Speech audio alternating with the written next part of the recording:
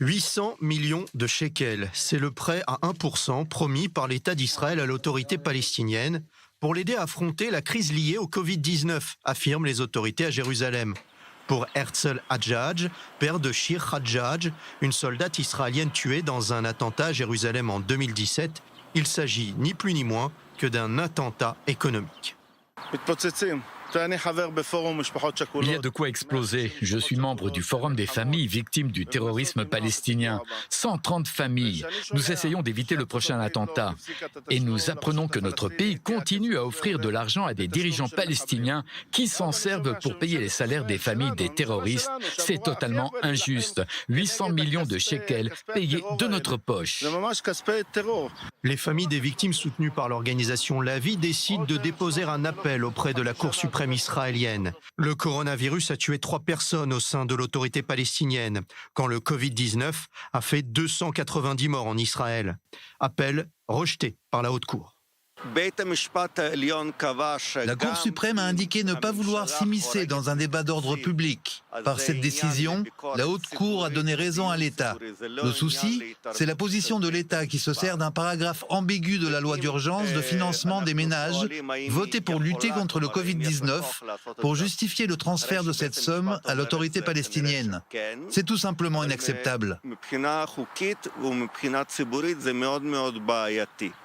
Et l'État de pouvoir ponctionner 800 millions de shekels sur les 100 milliards de shekels de budget consacré à la lutte contre le Covid-19 en Israël. Une opération financière injustifiée pour Herzl Hadjadj.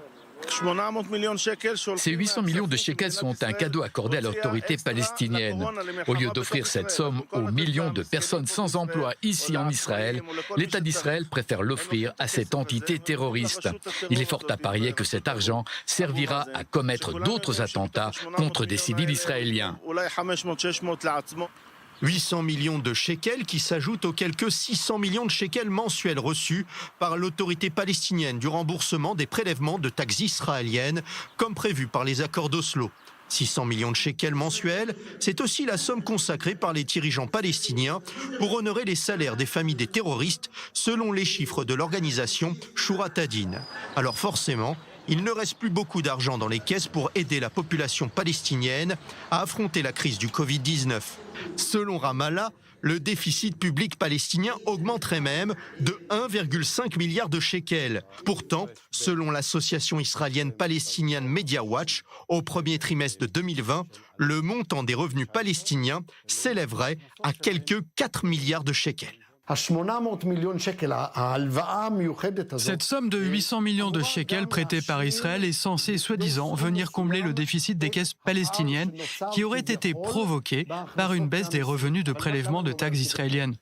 En vérité, l'autorité palestinienne a publié de faux bilans. Nous en avons apporté la preuve au travers des rapports que nous publions aujourd'hui. Ce prêt est totalement injustifié. Contactés par la rédaction d'I24 News, les bureaux du Premier ministre israélien et ceux des Finances refusent de réagir à l'ensemble de ces informations. Les services de la Défense évoquent, eux, les accords d'Oslo pour justifier ce prêt.